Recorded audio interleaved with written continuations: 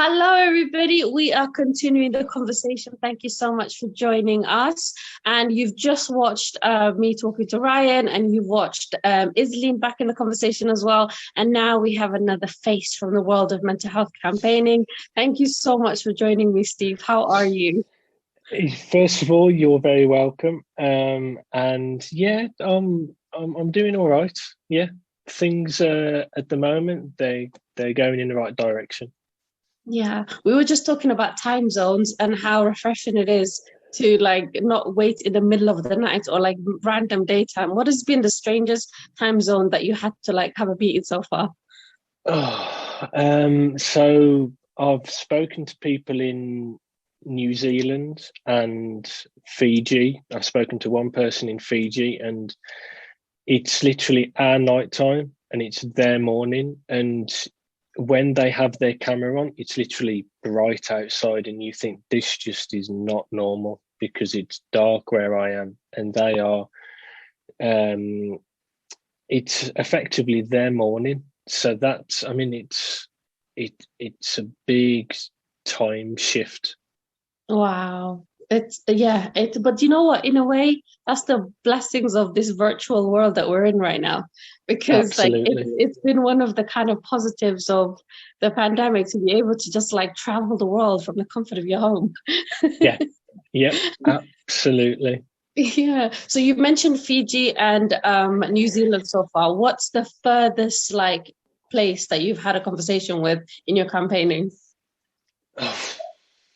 Um, it's it's got to be Fiji. I Mhm. mean, I've spoken to someone in Taiwan, Philippines, Thailand. Yeah, I think Fiji's the furthest. I've spoken to one or two in South America. I've spoken to a load in the United States. Um, but yeah, I think Fiji has to be the furthest. Yeah, Makes sense. Now, this conversation is part of our Mental Health Matters group campaign that we're doing collectively. So many yeah, amazing things that are happening with a lot of different advocates from different sides. And my little contribution to that is getting the human aspect of it, talking to people and our journey in mental health. And, you know, whether it's lived experience or professional or mixed of both, you know, just trying to get that conversation going because people say talk, talk, talk, but action of that yeah, talk doesn't follow. And that's what I love about the little community that we have, that whether we're doing the check-ins or the amazing hangouts that happen in Clubhouse. I don't have iPhone, I've got Samsung. I can't join. That's so sad. But yeah, all of these is just us actively talking and just raising the conversation louder, which is amazing. yeah. But before we talk about mental health as a whole, I want to get to know you a little bit. How was your day, first of all? So when I woke up this morning, my day was relatively calm. There wasn't a lot going on, but that has changed. So, in the nature of my job being a mental health lawyer, the work that I do varies on a day-to-day basis. You can get work coming out of nowhere. So I've just been doing a lot of reading in terms of reading medical records, reading reports, reading section papers, reading tribunal decisions, just doing all the admin work, um, which isn't the fun side of our job, but it's just as important as doing all the advocacy. So that's essentially been my day. It's been an admin day. So just to tell the little future people who are watching television, lawyers thinking this is so cool. Law is not just about being in the courtroom going, I object. It's more to it. Yeah, There's more to there is yeah. definitely more to law. Yeah. But is there moments, like especially with the very important part of law that you do, is there moments when you feel like, yep, I picked the right profession. This is it. Yeah, so doing mental health law, it's every day is different. No one day is the same. You're dealing with a variety of people. They could have paranoid schizophrenia, they could have bipolar, autism, learning disability, and you have to alter the way that you talk to suit that particular individual. So it's all about being a very good communicator, by doing mental health law, because a lot of your job, you're not only communicating to your client, but you're communicating with doctors, nurses, social workers, the people who fund the places for where our client is. So, yeah, I mean, every day is different, and it's such a privilege to do what I do, and I literally just fell into mental health law. Yeah, I was just about to ask that, because sometimes some careers find us, and sometimes some people have the aspirations to be that thing. So how did your journey with mental health law come to be? So mental health law is not covered on a law degree. It's very rarely covered on the legal practice course. And I essentially came into mental health law when I was on work experience at a local law firm, and the new paralegal for the mental health department was being shown around the building, being introduced to everyone, being introduced to me because I was on work experience. And then the following day, management had an email saying he quits, it's not for him.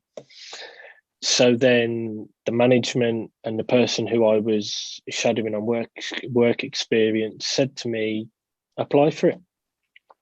So I thought, there's nothing to lose here. At the end of the day, it will be a good job. So I just sent my CV to management, and then the head of the department just came up to me. I didn't have an interview, and I was literally offered the job there and then. Wow, that's amazing. And so, like, if you were to kind of explain your understanding of mental health as opposed to the clinical understanding, what does it mean to you? When I say mental health, what does it mean to you? Interesting. So mental health means to me that you have to look after your mind.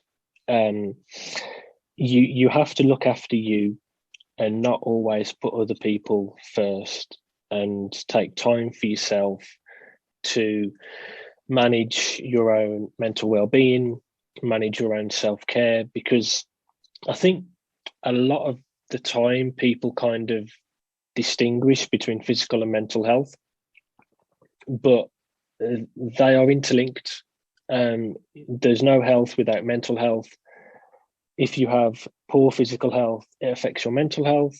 If you have poor mental health, it affects your physical health. So I always think that they're interlinked, and people need to start to realize that, which I think due to COVID, one of the positives from COVID is that people are starting to talk more about their feelings. Anxiety and depression seems to be more discussed.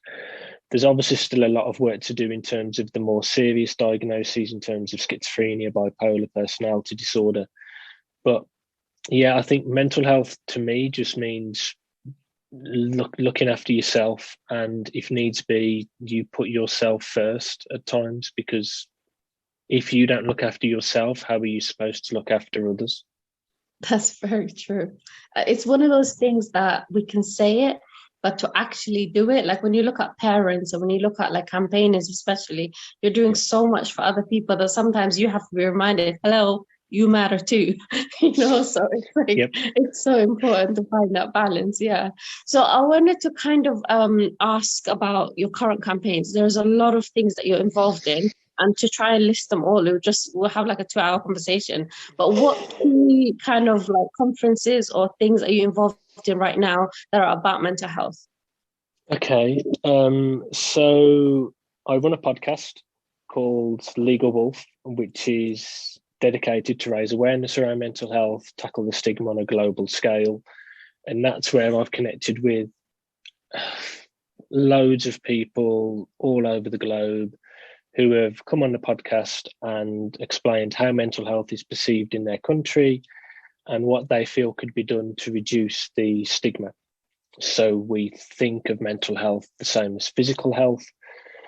The last 2-3 weekends, I've been involved in panel discussions on mental health and coronavirus. another one just purely on mental health, basically discussing my journey with mental health, what I do in terms of my job as a mental health lawyer, because not many people have heard of mental health lawyers. And then there's been Clubhouse, which I do with Ryan with the Mental Health Hangout. Basically, it's an hour on Clubhouse and we can just discuss all things mental health, try and tackle the stigma. We tend to end on a fun question to kind of lighten the mood. And then there is a new youth mental health initiative that I've recently set up with Lyra Veltzman, who is based in South Africa. And this is all to introduce mental health into the curriculum within schools, so children have a better understanding of mental health, but also to give support to parents and also to educate the educators around mental health, so then the children have the best possible start in life. And then beginning of this week, I did a presentation for the United Nations for their peacekeeping mission in Mali on men's mental health, which was amazing and surreal at the same time. And I think I've covered everything. Wow. I was trying to like write down some follow-up questions and I was just like, no, just listen. Wow. Oh my God. That's amazing. And you know what? Each of everything that you just said is something that's so important and so needed. And I'm just so glad that it's happening. And yeah, I will definitely put the links of like your LinkedIn and a few other things with the video. So if people would like to find out more, especially the podcast and other things, they can listen in and get involved, because like through action, then we can see change and things happen, rather than just saying we need to stuff done. No, we're doing it. Yeah. And I want to kind of touch upon a few things. Like you spoke about the youth aspect of the mental health campaign that you're doing, but you're also involved in adult mental health. What have you noticed the difference between when working with young people with mental health and adults? Is there a difference or is it all the same? I think one of the main differences at the minute is there's a lot of youngsters who are being detained under a section. And they tend to be around similar themes. So they tend to be around children feeling hopeless, lack of self-worth, lack of self-esteem, wanting to commit suicide because things have just got too overwhelming that they just can't cope. And I genuinely think COVID is one of the reasons, because the children have been off school for a long period of time. And really, one of the blessings for them has been having WhatsApp, Facebook, various other social media sites to keep in touch with their friends. But then you have the flip side of that, whereby they're constantly on their phone, they're constantly on social media, and then they start comparing themselves to other people and they compare likes. And it's not just children that do this, it's adults that do it. I'm guilty of that. You start comparing, you start seeing, well, they've got X amount of likes. And then that can be a very dark path for someone to go down. And it must be very worrying for a child to start having those thoughts at such a young age. In terms of adults, I just think that because life is so fast-paced now, and everyone is trying to keep up with it, because everyone has a mobile phone, so people can reach you 24/7. They can text you, they can WhatsApp you, they can call you, they can email you. And I think at times it just gets too much for us.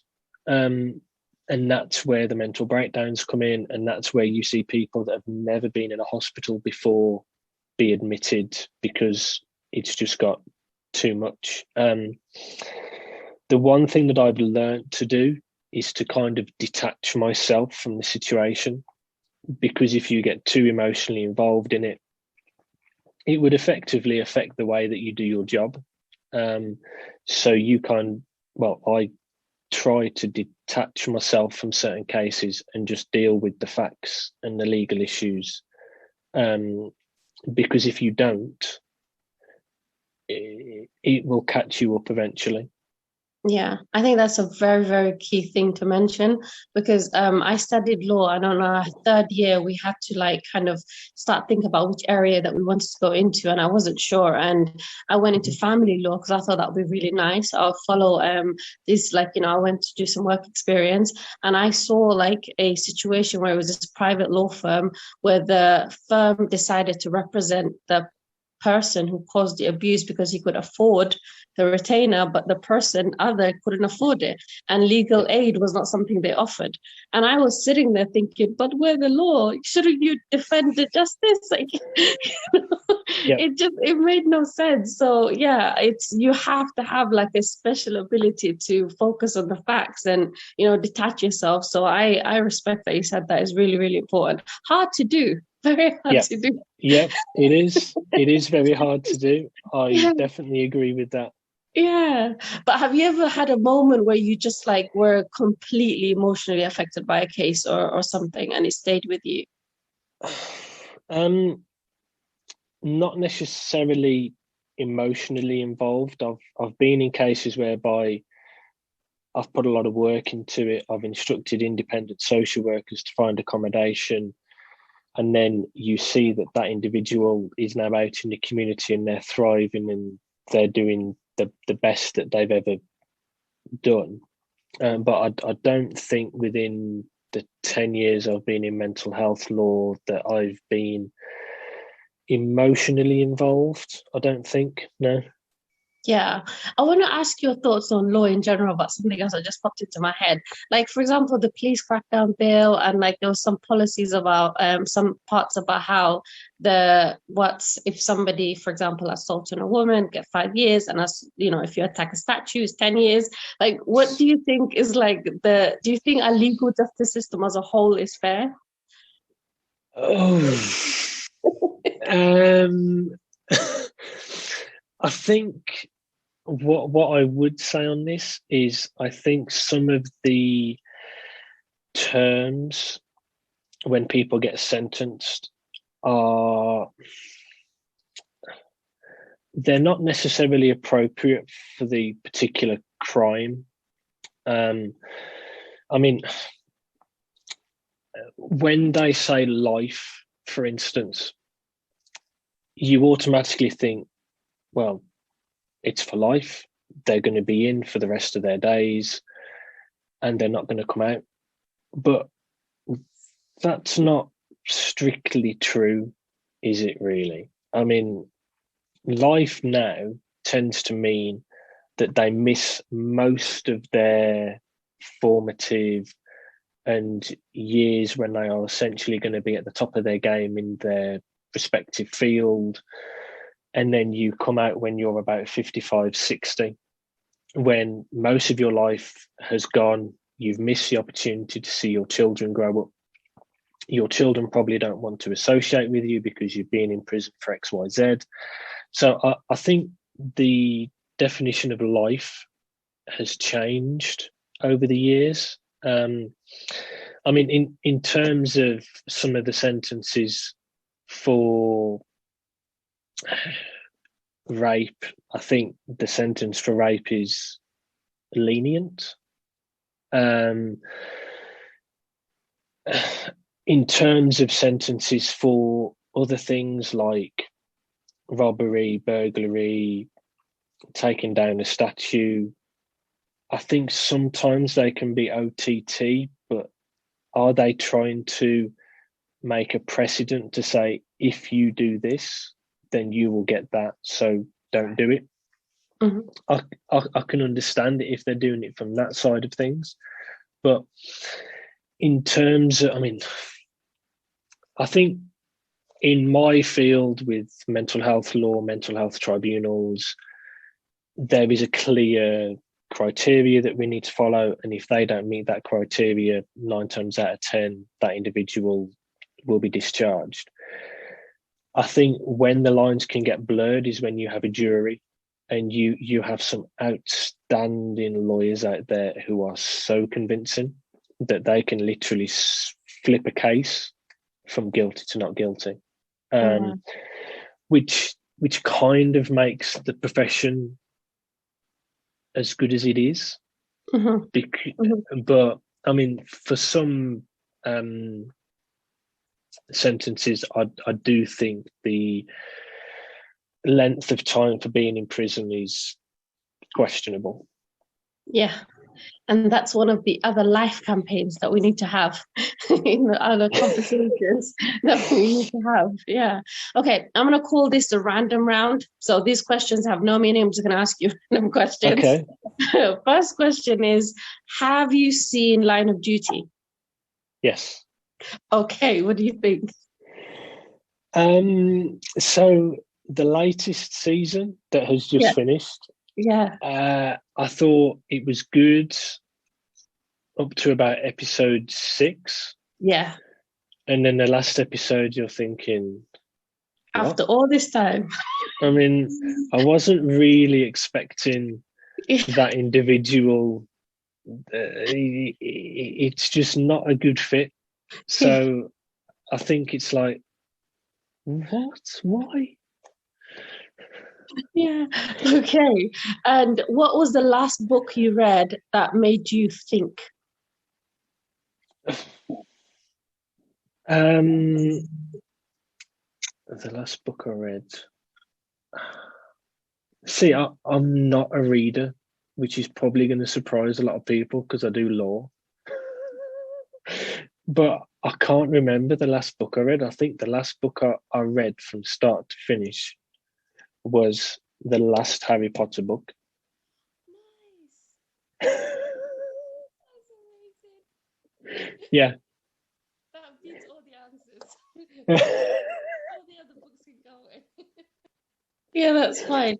Like Harry Potter played a huge part in bringing peace to my mental health as a child. Like when I came here, I didn't speak English. I didn't know how to fit in. I was very lucky that I came here when children were more interested in reading and Pokemon and like a whole lot of, football trading cards in the playground. Like, it was simpler times. And so to fit in, I wanted to read this book that everyone was talking about. So I got the audio because I didn't understand English, and I kept repeating after the person reading it. And that's how I learned English really quickly, because I kept repeating it. And it was really good. So yeah, Harry Potter has a special place in my heart. Okay, the other one I want to ask you is, what's the last song that you've listened to that made you feel?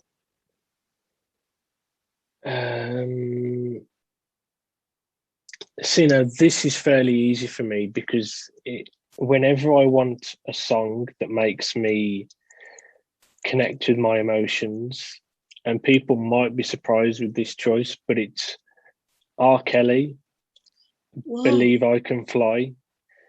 And that song, ever since it was in Space Jam, which was probably one of my favourite films as a kid with Michael Jordan in, that song just has an effect on me for whatever reason. I just think it's great. Does it make you feel, because a lot of people like to, if the song that you grew up with or was written at a particular time and there's a dark story with the singer and there's people just to make you feel guilty about listening to it, do you get moments like that, or you're just like, it's a song, I just want to listen to the song? Yeah, it's just a song. I like listening to it, and it just allows me to connect with my emotions. It's a really good song. Okay. Now the next question is about diversity in mental health and law and how we discuss it. Do you think it's an issue? Do you think when we look at how we kind of representation within the way patients are treated, as well as whether it's from a law perspective or medical perspective, or is that a conversation we need to have also? I mean, I've got rather strong views in terms of how mental health is perceived within the legal profession. Yeah. And I think mental health is more excluded rather than included within the profession. So a lot of people in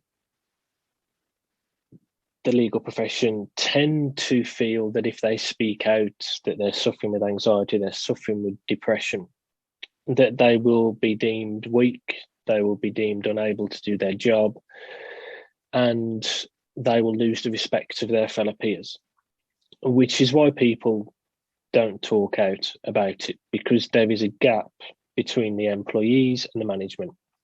The management don't really want to know, and they say that they have an open door policy, but the open door policy is only for certain things. And in my experience, mental health isn't one of them. So I definitely think there needs to be more awareness within management, so that the employees feel that they can approach management. So that's my views on the legal profession as a whole.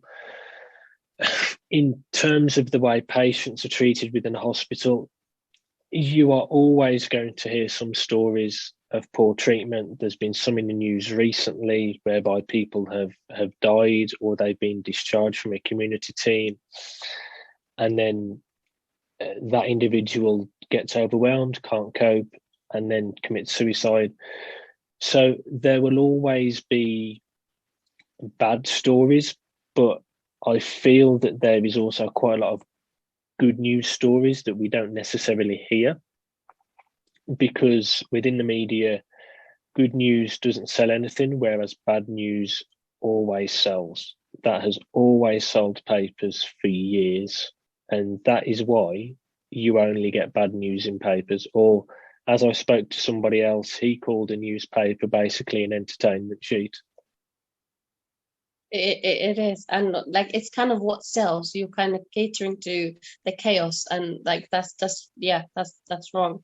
And I just wanted to quickly now ask about your own mental health. How are you looking after yourself amongst a lot of things that you're doing?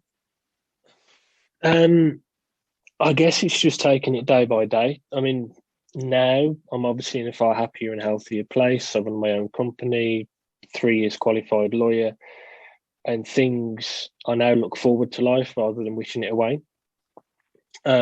Previously, when I was doing my training contract, things were really bad, in a real dark place. Driving into work to save going into work, just wanted to crash my car, so I didn't go into work. So I've learned how to manage my anxieties, so I'm in control of it rather than it being in control of me. And by adopting coping strategies that my psychologist told me a good few years ago now, and that has helped me tremendously. Now, I mean, some days it's hour by hour. You just take each day as it comes and don't worry about things that you can't control. Just do the best that you can each day, and try not to overwork and have a distinction between work and life, and have a cut-off point, which has been more difficult during COVID, but I've still managed it. Definitely. And since we've been virtual and working from home and stuff, our usual routine has kind of like gone everywhere. Yeah. So how have you been keeping a routine that's work, active, personal? Like, has that been easy or has that been harder since you've been working from home? I mean, so I've kind of been working from home for the last 3 years, because before COVID, it was all remote working. So working from home isn't really a problem for me, and I've kind of got used to it. The one thing since going self-employed and setting up my own business, you have more freedom and flexibility. So you're not at everyone's beck and call. They have to ask you if they want you to cover something. So I've kind of just had breaks during the day, gone for walks to try and re-energize, reinvigorate, and then I just plow on for the rest of the day. So that's kind of how I've managed it through COVID. I mean, Zoom, I've got used to Zoom, I've got used to MS Teams. Yeah, it's learning to adapt, and I feel as if I've adapted relatively well given the current circumstances. I love that. And also there's like a bird having a party outside. So that's why I had to mute myself.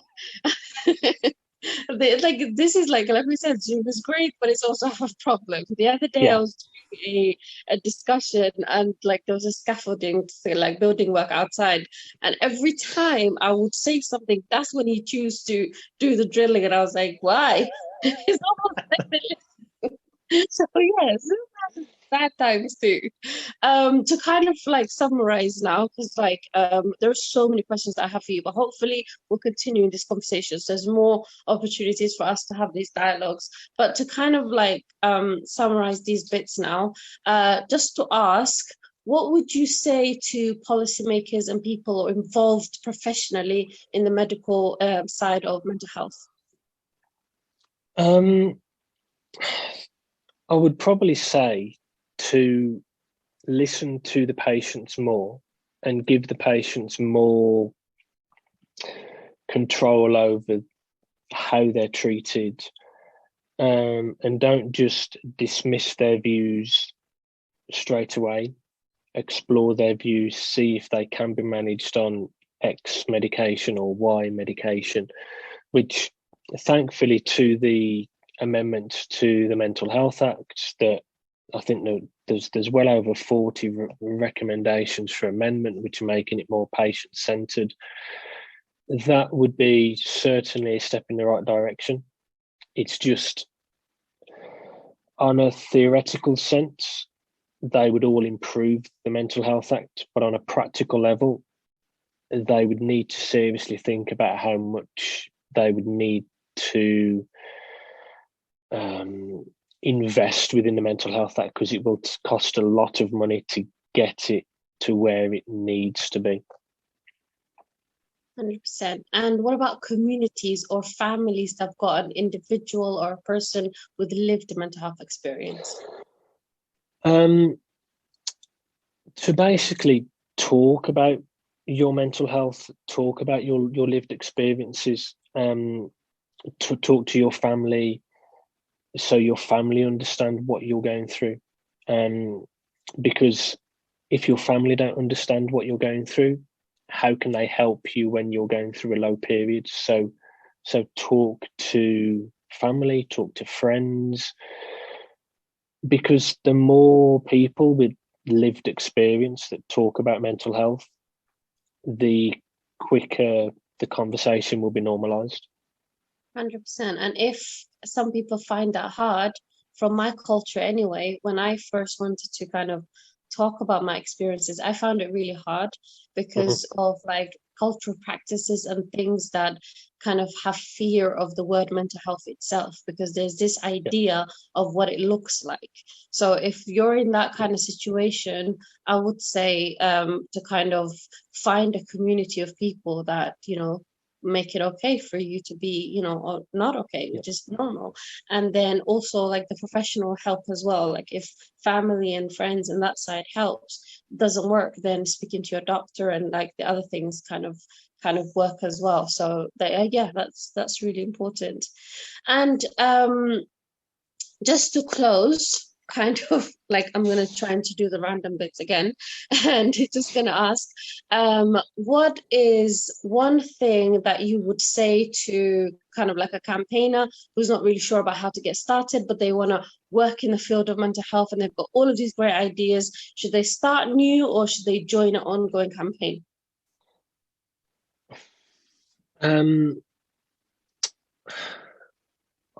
That's a very good question. I think if they start new, it might be difficult for them to get traction and for people to come on board. So it would probably be best to collaborate with someone already within the field. And then once that collaboration becomes successful, then you could always do another idea separately. But I guess it depends how confident you are. I mean, if you're confident and you think, right, I'm going to go for this and we'll just see how it goes, then great, because we need more people like you who are confident and want to make a difference. But if you're more shy and reserved, then collaborate with someone. Do what you feel is right for you. Amazing. And I think we've kind of answered this before, but to kind of conclude, what does positive mental health look like for you? And what did you think about the theme of nature for Mental Health Awareness Week? So I thought the theme of nature for Mental Health Awareness Week was good, because nature, and when you go for long walks, and it's particularly pertinent nowadays with COVID times and people have been going on walks more. Going on a walk gives you the opportunity to have self-reflection, but it also gives you the opportunity to have a deep and meaningful conversation with a friend or a loved one when you're on a walk. And it kind of encourages people to talk when you're out in nature.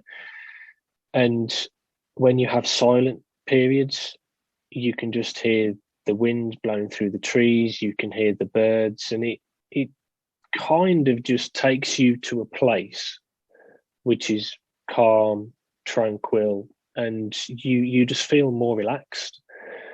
In terms of positive mental health, I guess really it's looking forward to life, wanting to live your life, live your best life, and just if you realize that you're suffering with a mental health condition, no matter how serious, that is a positive, because you know it's there.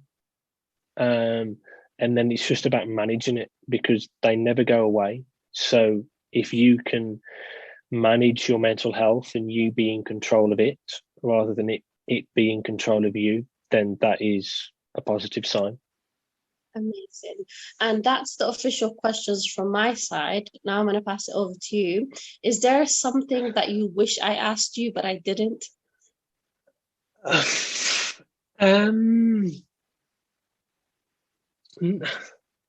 No, I've never been asked that before. Not even on a podcast. No, I don't think there is. No. Yeah. Okay, brilliant. So then what last things would you like to say from your side to kind of conclude then from your side? Just really for anyone who wants to get into the field of mental health, who wants to campaign for mental health awareness, do it, because the more of us there are, the better. It's a topic that has been neglected for a number of years because we've always focused on physical health. But because of COVID, it's kind of accelerated the conversation. So we need to keep that momentum going, and not once COVID becomes manageable and we get back to our normal lives, we should just stop talking about it. We need to keep the momentum going. We need to keep talking about it, because the more people that talk about it and their lived experiences, the quicker the conversation will be normalised. I love that. And hopefully our next conversation will be about talking about our lived experiences, because I didn't want to jump at the deep end today. I was like, let's get to know Steve first. Because sometimes people, when you're talking to them, they're like, so tell us about your mental health. Like, hello, I'm more than that. So, yeah, thank you so much for listening, everybody. Just to quickly summarize on some of the important things that Steve last said, like it's mental health is not just the mind, it's connection with physical health as well. Keep the momentum going after COVID. We can't just, return to the normal and forget about all the conversations that we started to have, and keep talking. I love that. That's why we're here, to start that conversation. And now you continue that and keep talking. And we're going to awkwardly wave goodbye as Steve stops recording, and we'll see you in the next conversation.